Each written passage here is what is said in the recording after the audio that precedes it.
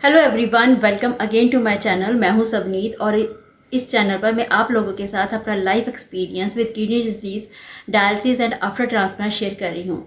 आज मैं आप लोगों के साथ कुछ ऐसे टिप्स शेयर करने वाली हूं जो उन लोगों के लिए हेल्पफुल रहेंगे जो हीमोडायलिसिस पर हैं। आई थिंक कि ये टिप्स जो है वो आपको हेल्प करेंगे, क्योंकि मैंने भी ये टिप्स फॉलो किए थे और मुझे ये टिप काफ़ी हेल्पफुल लगे थे, तो इसलिए मैंने सोचा कि मैं आप लोगों के साथ भी शेयर करूं। तो सबसे पहले आप जब भी डायलिसिस पे जाओ तो एक पॉजिटिव माइंड सेट के साथ जाओ, क्योंकि आप जितना स्ट्रांग होके जाओगे आपकी डायलिसिस उतनी ही अच्छी होगी। डिपेंड करता है कि कभी कभी ये मैं मानती हूँ कि हर दिन अच्छा नहीं होता, कुछ दिन जो है वो हम लो फील करते हैं और कुछ प्रॉब्लम्स भी आती हैं, लेकिन अगर हमारा पॉजिटिव एटीट्यूड रहेगा उस तरफ तो हम ज़्यादा स्ट्रॉन्ग फील करेंगे। और जो भी प्रॉब्लम आ रही है, अगर हम ये सोच कर जाएंगे कि वो एक टेम्प्रेरी प्रॉब्लम है और उससे हमें निकलना है और एक दिन आएगा जब हम उस मशीन से निकल जाएंगे, तो इस एटीट्यूड के साथ, इस पॉजिटिव एटीट्यूड के साथ आप हमेशा जाओ और हमेशा स्ट्रॉन्ग बन के जाओ। सेकंड है कि आप जब भी जाओ तो कंफर्टेबल कपड़े पहन के जाओ।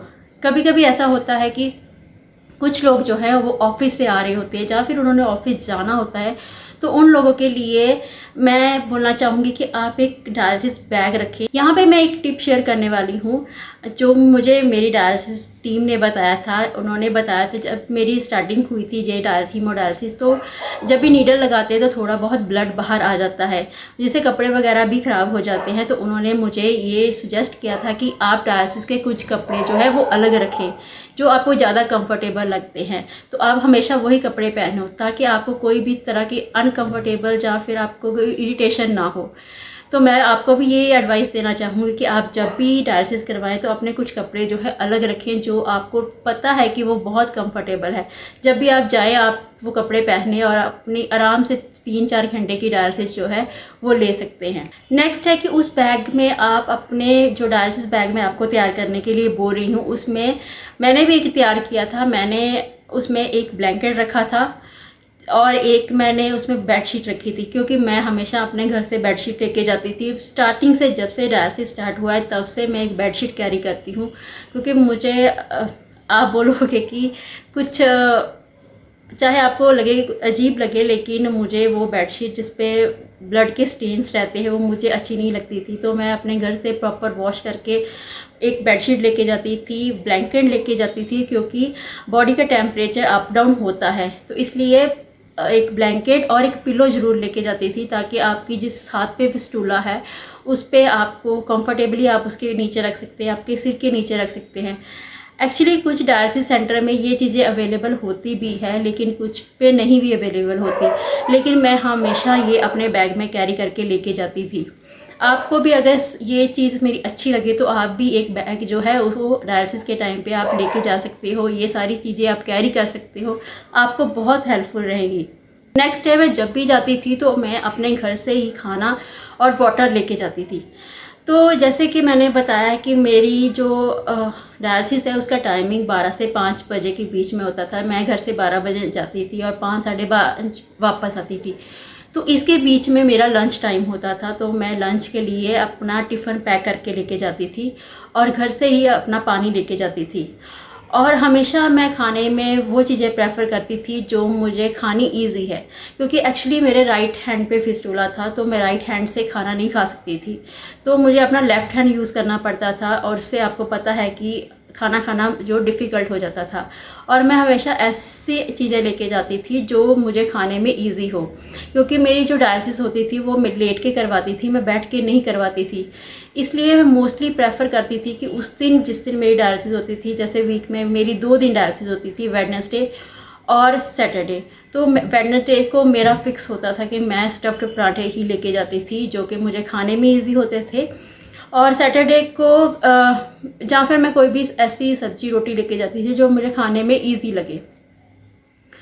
लेकिन मेरा ऑलमोस्ट फिक्स्ड रहता था, जो मेन्यू रहता था डायलिसिस का वो मेरा फिक्स्ड होता था। घर से मैं पानी लेके जाती थी अपना।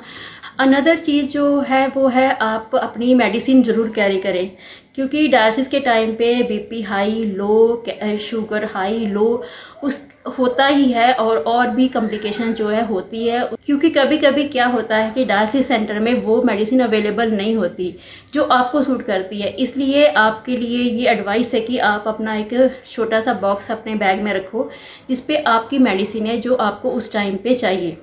जैसे कि हेडेक बहुत कॉमन रहता है, आप जो आपको सूट करती है वो हेडेक की मेडिसिन जो है अपने जो बैग में हमेशा कैरी करो। वाटर और फूड के अलावा मैं कुछ स्नैक्स भी लेके जाती थी, जैसे बिस्किट, कुछ नमकीन, डिपेंड करता है कि आप क्या खाना पसंद करते हो। मैं हमेशा डायलिसिस पे खाना खाती थी, मैं स्नैक्स भी खाती थी। बहुत रेयर था कि मैं कभी कुछ ना खाऊं, लेकिन हमेशा मैं डायलिसिस के टाइम पे खाना खाती थी और जो स्नैक्स लेके जाती थी बिस्किट, नमकीन या फिर कुछ भी स्वीट्स, क्योंकि मेरी शुगर जो है वो हमेशा वहाँ पे लो हो जाती थी। तो मैं अपने साथ ये सारी चीज़ें, हमें एक इम्पॉर्टेंट चीज़ जो आपको अपने बैग में रखनी है वो है आपकी बेल्ट्स। हमेशा 2 जो बेल्ट्स है उसके पेयर आप रखो ताकि आपको वहाँ पे प्रॉब्लम ना आए। लास्ट पॉइंट है मेरा एंटरटेनमेंट को लेकर। मैं जब भी डायलिसिस पे जाती थी अपने हेडफोन साथ में लेके जाती थी, जिससे मैं किसी से बात कर सकती थी, मैं मूवीज़ देख सकती थी, मैं कोई सॉन्ग सुन सकती थी। मैं अपना जो 4 घंटे का टाइम है वो कैसे अपने हिसाब से जो है उसको स्पेंड कर सकती थी, उसको इंजॉय कर सकती थी। आपको जो अच्छा लगे, अगर आपको बुक पढ़नी अच्छी लगती है, आपको मूवीज़ देखनी अच्छी लगती है, तो आप हमेशा अपना फ़ोन और हेडफोन लेके जाएं। क्योंकि कुछ डायलिसिस सेंटर में टीवी अवेलेबल होते हैं, लेकिन फिर भी कभी कभी हम जो हमें पसंद होता है वो हम अपने फ़ोन में है वो देख सकते हैं। इसलिए हमेशा आपने वो 4 घंटे जो है वो अच्छे से निकालने हैं। तो आप अपना हेडफोन, अपने कोई बुक या फिर कोई भी ऐसी चीज़ जो आपको पसंद है वो ज़रूर लेके जाएं। ये थे मेरे कुछ टिप्स जो डायलिसिस को लेकर थे। ये सारे पॉइंट्स जो मैंने आपके साथ शेयर किए हैं, मैं इन सबको फॉलो करती थी। आई होप कि आपको अच्छे लगे होंगे। अगर आपको ये वीडियो अच्छी लगी है तो प्लीज़ इसको लाइक करो और मेरे चैनल को सब्सक्राइब करो। Thank you so much for watching my videos.